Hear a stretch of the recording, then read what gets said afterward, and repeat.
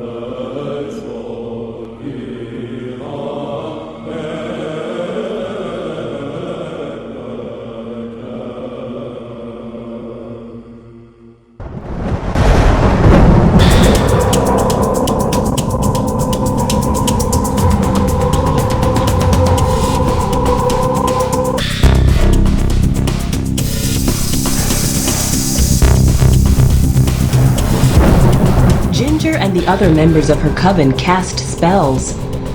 We actually saw beings manifest in the room that we were in, and they were very tall, probably 6.5, 7 foot tall, and they were dressed in robes, and they stood behind those points on the circle that we had drawn. She was a little girl. Linda Correa spent her Sunday mornings attending Catholic Mass. But under the cover of night, she and her family followed a darker religion called Santeria. My parents took us to these ceremonies, these prayer meetings, these seances. Linda says the rituals were frightening. I saw manifestations. I saw people possessed. People that are not normally bad. They became like these horrible people after the spirits took over their body. Linda and her brothers also feared their godmother and the influence she held over their parents. It seemed like she had some control over my parents that I can't understand. She used to be very verbally abusive to us, and sometimes she got physically abusive, and my parents didn't really do anything about it. When her brother Isaac was a teen, he took a stand against their godmother. During this ceremony, a spirit went into a lady, and she became very flirtatious. She was cursing. She was very sexual. She was almost like a prostitute.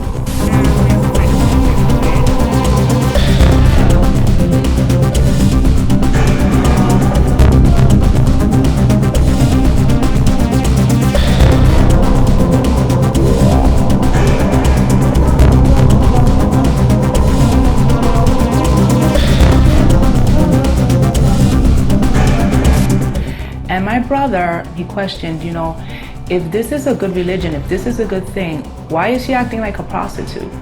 Why is she cursing like that? I guess my godmother noticed that he was, questioning Santeria, and what she did was actually turn us against him. Around this same time, Isaac made a new friend. He started going to church with him and reading his Bible. My brother just kept coming home and questioning, what he had learned from the church and the Bible. He kept coming home and he kept saying, what you're doing is wrong. The Bible says you're not supposed to be worshiping idols.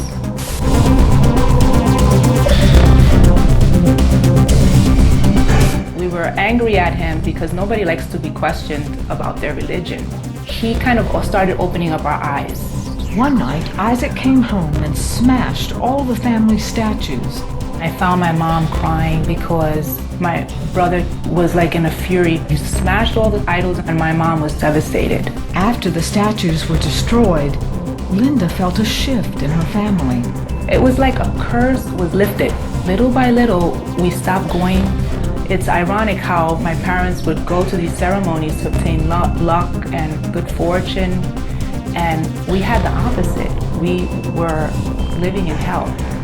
Linda's family broke away from her godmother and from Santeria. She turned to her magic, hoping to find peace. And I just thought, well, I'm not really in harmony with nature enough yet. Sheila searched everywhere for answers. She spent time worshiping her favorite tree,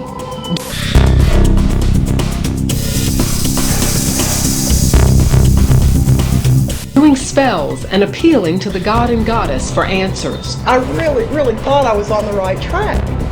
I thought I was really getting somewhere. I thought I was becoming enlightened. And, but things were still a mess.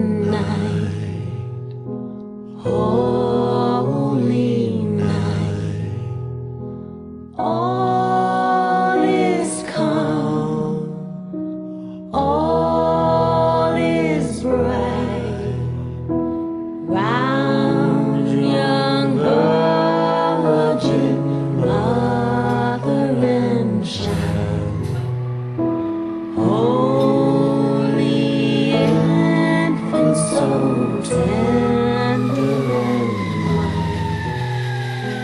sleep in heavenly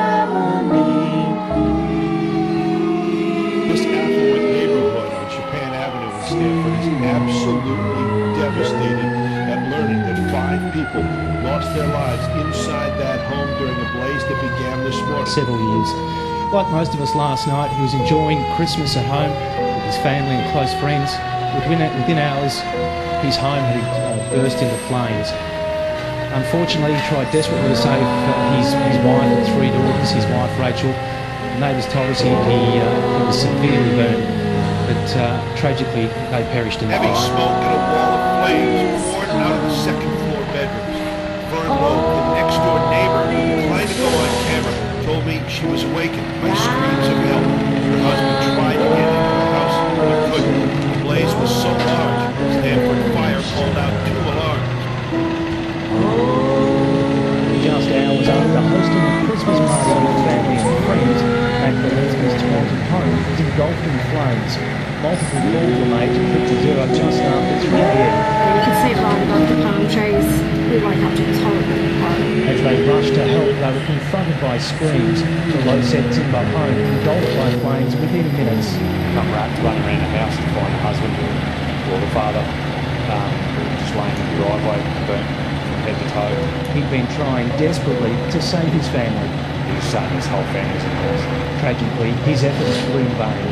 That's why Rachel and their 3 daughters, Scarlett and the twins Will and Sage, died in the fire. To see how individuals go through Trapped on that second floor, conditions too severe for rescuers to initially get to them. first units on the scene, attempted rescues within the structure that were pushed back by intense flame and heat. 3 children and 2 adults perished in the blaze. Our heart goes out to the families and the friends of these people, as well as firefighters and emergency medical people, police department, and all of those that have been on the scene. He's been taken to Lambert Hospital in a critical condition with severe burns to his airways. He was later airlifted to Royal Brisbane Hospital. A disaster so horrifying, even home emergency service workers were struggling to cope. It's an appalling thing that's happened here today once again, particularly because of the time to do it. And whilst we've mentioned that the emergency response folk will no doubt be feeling at this point impacts on this particular event. Scientific investigators from Brisbane are now sifting through the house to find the cause. It's a terrible situation, and it's just one of those matters that you just show tragedy.